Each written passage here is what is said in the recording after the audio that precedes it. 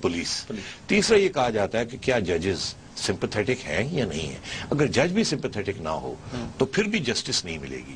تو ہمارے ہاں تینوں کا فیلئر ہے. اب حال ہی میں پچھلے سال کچھ چاکے قانون 4-5 بنے ہیں جس کا آپ حوالہ دے دیں. ایگزیکٹلی یہ اب پاکستان پینل کوڈ کے اندر جو کچھ 2 نئی انسرشن ہوئی ہے ناظرین، ایسڈ تھروئنگ کے حوالے سے ہوئی ہے، اور اس کے علاوہ ایک آفینسز اگینسٹ ویمن کے بارے میں ایک پورا چیپٹر تھا وہ انکلوڈ کیا گیا ہے پاکستان پینل کوڈ کے اندر. لیکن سیٹھی صاحب یہ وہی والی بات ہے، یہ آ تو گئے ہیں obviously they are part of our law now، لیکن ان کے حوالے سے کیا آپ کو لگتا ہے کہ ان کی ہمارے پاس میکنزم موجود ہے انفورسمنٹ کے لیے؟ نہیں، یہ میکنزم موجود ہے. آپ نے دیکھا ابھی جو دو کیسز آپ کے سامنے چل رہے ہیں آج کل میڈیا کے اندر. ایک وہ لڑکی کا جس کو کڈنیپ کر لیا گیا سندھ کے اندر، ہندو لڑکی، اس کو کڈنیپ کر کے فورس کنورژن کر کے اور کڈنیپ کر لیا گیا، اور اس کے ماں باپ جو ہے وہ بیچارے رو رہے ہیں کھڑے، ہر جگہ پہ دروازے کھڑ کر آ رہے ہیں کہ ہماری کوئی انصاف ہو. اور یہ پتہ نہیں چل رہا کہ وہ لڑکی جو ہے اس کو کیسے کڈنیپ کیا اور کیسے کنورژن ہوئی، پھر زبردستی شادی ہوئی یا نہیں ہوئی. دراصل اس قسم کے جو کیسز ہوتے ہیں یہ 90% لڑکی کو اٹھا لیا جاتا ہے. اچھا. اس کو قانون کے تحت اس کو جلدی سے بسم اللہ الرحمن الرحیم میں مسلمان ہوں کروا کے، پھر کلمہ پڑھوا کے اور اس کے بعد جنسی زیادتی کی جاتی ہے.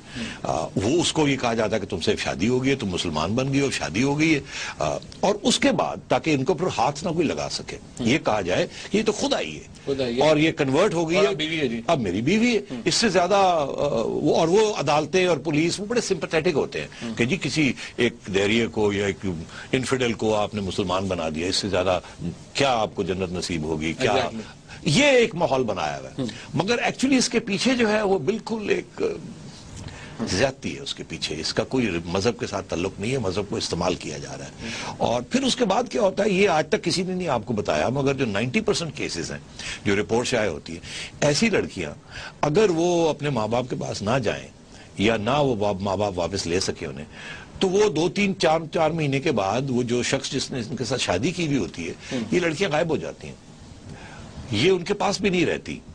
اور اگر ان سے پوچھا جائے کہ یہ لڑکی آپ نے شادی کی تھی، کنورٹ کیا تھا، وہ کہاں گئی، تو آگے سے جواب نہیں ملتا. 90% کیسز میں یہ لڑکیاں جو ہیں یہ غائب ہو جاتی ہیں یا مار دی جاتی ہیں یا ان کو پروسٹیٹیوشن میں دھکیل دیا جاتا ہے، اور پھر وہ چھپاتی پھرتی ہیں کہ ان کے ساتھ کیا ہوا، کیونکہ وہ بے عزتی ہے یا اس قسم کی بات، اور خاندان بھی اس کو چھپا دیتا ہے. تو اس قسم کی زیادتی کہ پہلے وہ اس کو اٹھانا، پھر اس کو زبردستی کنورٹ کرنا، پھر اس کے ساتھ زنا کرنا، زنا بن جبر کرنا، اس کے بعد ان کو پھینک دینا، تو اس قسم کی زیادتیاں ہو رہی ہیں. ارے سیٹھی صاحب what do you say to that؟ میں نے ریسنٹلی ایک چیز بلکہ آج وٹنس کی جس کا حوالہ آپ نے خود دیا کہ ہم تو ریموٹ ایریاز کی بات کرتے ہیں، جی انٹیریئر سندھ ہو گیا، بلوچستان ہو گیا.